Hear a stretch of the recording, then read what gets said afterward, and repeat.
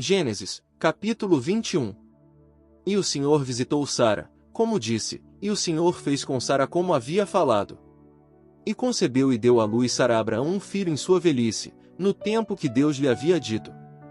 E chamou Abraão o nome de seu filho que lhe nasceu, que lhe deu à luz Sara, Isaque. E circuncidou Abraão a seu filho Isaque de 8 dias, como Deus lhe havia mandado.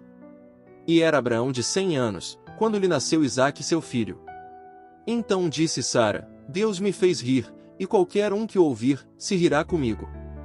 E acrescentou: Quem diria a Abraão que Sara havia de dar de mamar a filhos? Pois que lhe dei um filho em sua velhice. E cresceu o menino, e foi desmamado, e fez Abraão um grande banquete no dia que foi desmamado Isaque. E viu Sara o filho de Agar a egípcia, o qual havia esta dado a Abraão, que o ridicularizava. Portanto disse Abraão: Expulsa a esta serva e a seu filho, que o filho desta serva não herdará com meu filho, com Isaque. Este dito pareceu grave em grande maneira a Abraão por causa de seu filho.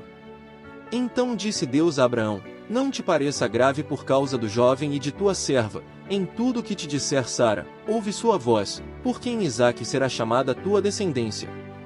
E também do filho da serva farei nação, porque é descendência tua. Então Abraão se levantou manhã muito cedo, e tomou pão, e um odre de água, e deu-o a Agar, pondo-o sobre seu ombro, e entregou-lhe o jovem, e despediu-a.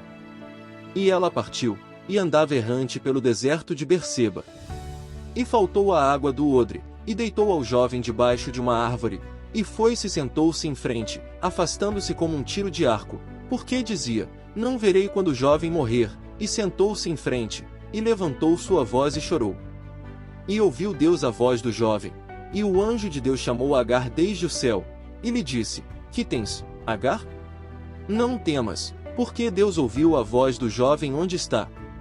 Levanta-te, ergue ao jovem, e pegue-o por tua mão, porque farei dele uma grande nação.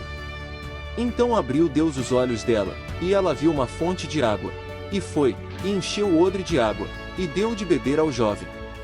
E foi Deus com o jovem, e cresceu, e habitou no deserto, e foi atirador de arco. E habitou no deserto de Parã, e sua mãe lhe tomou mulher da terra do Egito. E aconteceu naquele mesmo tempo que falou Abimeleque, e ficou, príncipe de seu exército, a Abraão dizendo: Deus é contigo em tudo quanto fazes.